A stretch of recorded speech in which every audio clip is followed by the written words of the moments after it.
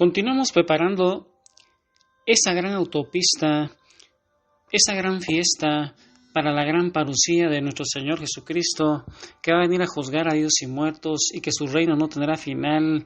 Él viene por su iglesia para celebrar esas bodas del Cordero mencionadas allá en el Apocalipsis. Yo no sé si tú sueñas con esas bodas del Cordero, si tú sueñas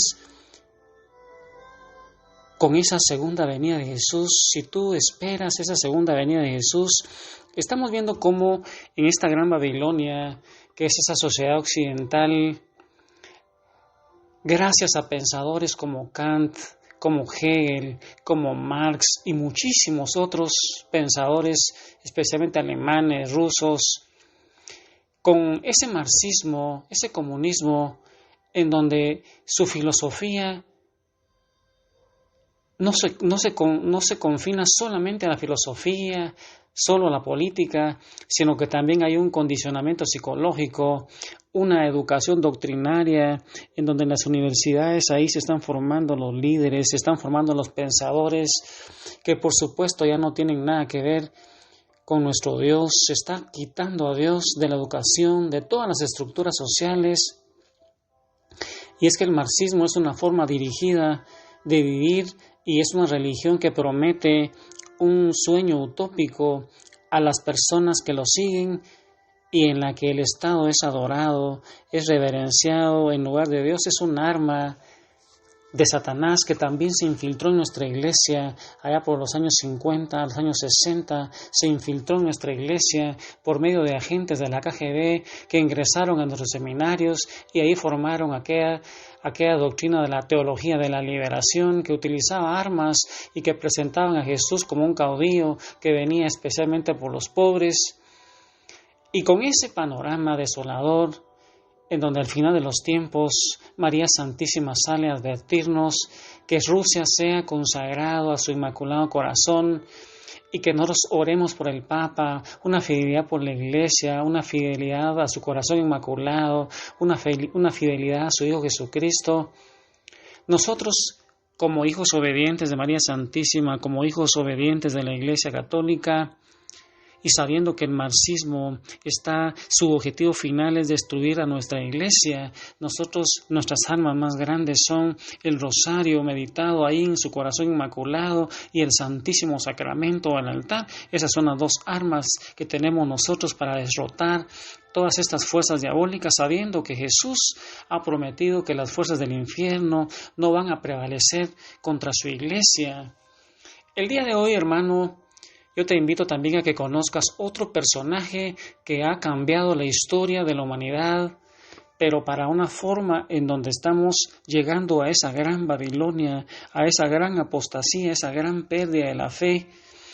Pensadores como Sigmund Freud, yo no sé si has escuchado a Sigmund Freud. Él es un psicólogo que fue fundador del psicoanálisis.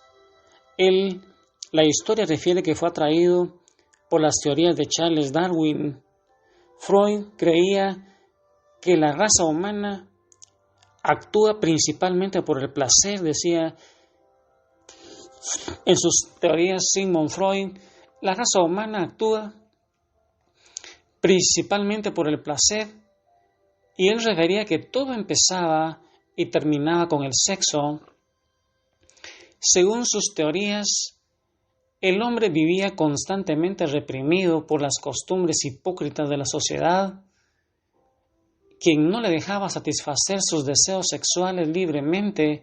Él decía que la sociedad, con esas costumbres hipócritas, no le dejaba satisfacer al hombre los deseos sexuales libremente, le ponía muchos obstáculos, y él refiere que esta represión convertía al ser humano en un ser infeliz, en un ser reprimido, ya que existía un conflicto entre la búsqueda del placer y las reglas impuestas por la sociedad, que especialmente en ese tiempo eran cristianas. Había un respeto a los mandamientos de Dios, había un catolicismo bien practicado, que no se conocía mucho de la Escritura, pero se practicaba bastante, y por eso El mundo estaba lleno de neuróticos, decía Sigmund Freud, está lleno de paranoicos y toda clase de enfermos mentales. Es por ese conflicto que no lo deja al hombre ser feliz, decía él. Para Freud no había razón que explicara la existencia del hombre. Para él tampoco había Dios, y el hombre en sí no tenía ninguna meta específica que cumplir durante su existencia. En consecuencia, como no había una meta que cumplir, no íbamos hacia algo, no esperábamos nada, no esperábamos una vida eterna, decía Sigmund Freud. Como resultado de todo eso, al ser humano le estaba permitido todo estaba permitido, aunque no fuera provechoso. Y con esas teorías Sigmund Freud sentó las bases para que el mundo actual se convirtiera en una sociedad permisiva, donde el libertinaje es la bandera que todos van enarbolando. Y como es natural, esto encontró gran recepción entre los intelectuales, gran recepción ahí en los medios de comunicación y en toda la gente en general, quienes defienden el libertinaje, confundiéndolo con la libertad. Y antes que Kant difundiera sus ideas, el mundo aceptaba la posibilidad de lo absoluto. Todos estos pensadores, hermano, con Kant, con Hegel, con el marxismo, con Karl Marx, con Sigmund Freud, antes que se difundieran todas esas ideas, el mundo conocido antes aceptaba la posibilidad de lo absoluto, tanto en el conocimiento como en lo moral. Y después de todos estos pensadores, el llamado dictador filosófico Hegel dejó una herencia de brutalidad y violencia que invadió todo el siglo XX, con Lenin, con Stalin, con Mao Zedong, con Hitler, con Mussolini y los demás dictadores comunistas siguieron estos consejos a la perfección. Marx, hermano, sentó entonces las bases para que en la filosofía comunista sus adeptos crean que todo puede ser explicado y pueda ser reducido a la materia.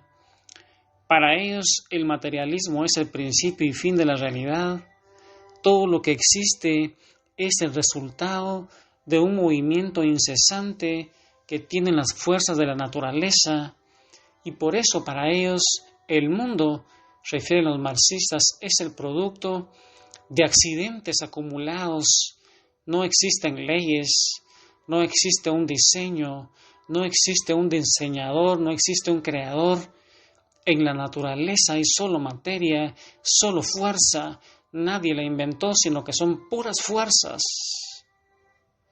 En resumen, hermano, las ideas que estos hombres le introdujeron a nuestra sociedad causó un impacto verdaderamente desastroso. Desde que el hombre no tuvo una aparición especial en el planeta, tampoco tiene un destino especial, y esta es la clase de pensamiento que reina actualmente en el mundo entero.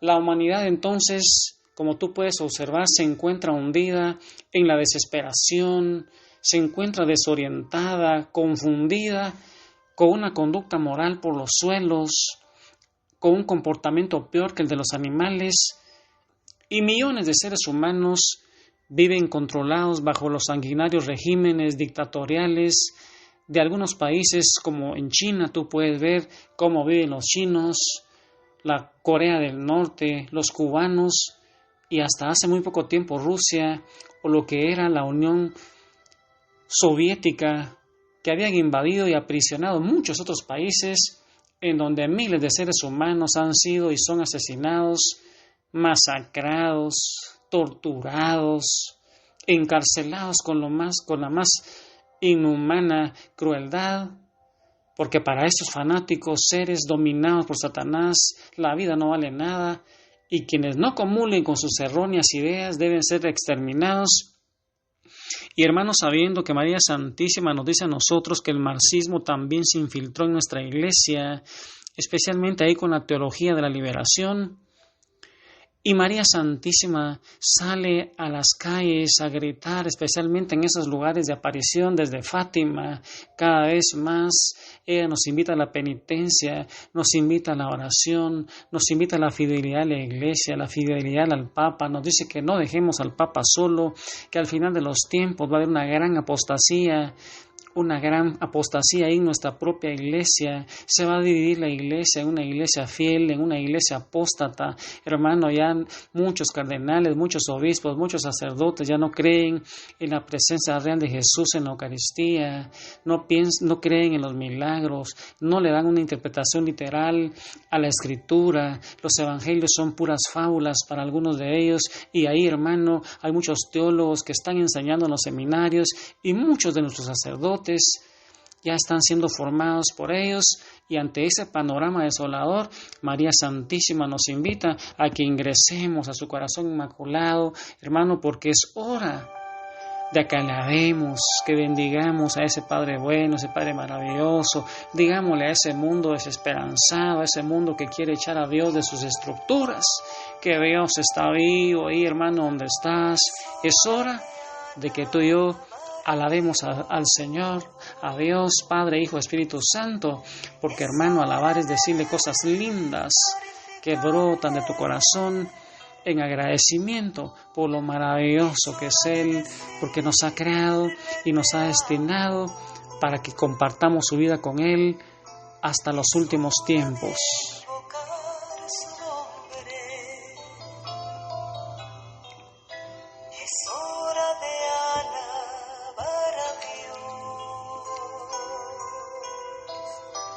Es